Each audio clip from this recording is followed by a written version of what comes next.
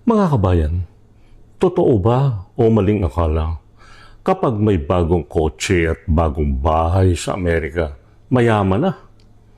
Mahigit $105,000 noong 2025, kabilang ang mortgage, auto loan at iba pang utang. Kaya ang tunay na sukatan ng pagiging financially stable ay hindi lamang kung ano ang nakikita natin sa labas. Mas mahalagang tanungin, may ipon ba? Nakakabayad ba ng bills? May emergency fund ba? At higit sa lahat, kaya ba ang mga bayarin ng hindi kinakapos?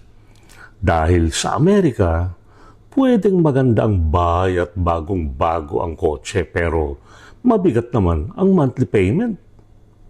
Kaya mga kababayan, huwag nating husgahan ang yaman ng isang tao base lamang sa kanyang kotse o bahay.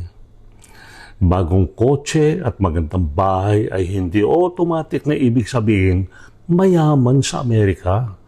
Mahalagang tingnan hindi lang ang lifestyle, kundi pati ang utang, ipon at financial stability. Kaya kayo, ano ang masasabi ninyo? Mas mahalaga ba ang maraming ari-arian o maraming ipon? Komento nyo ang inyong opinion sa comment section at maraming salamat sa panonood at pakikinig.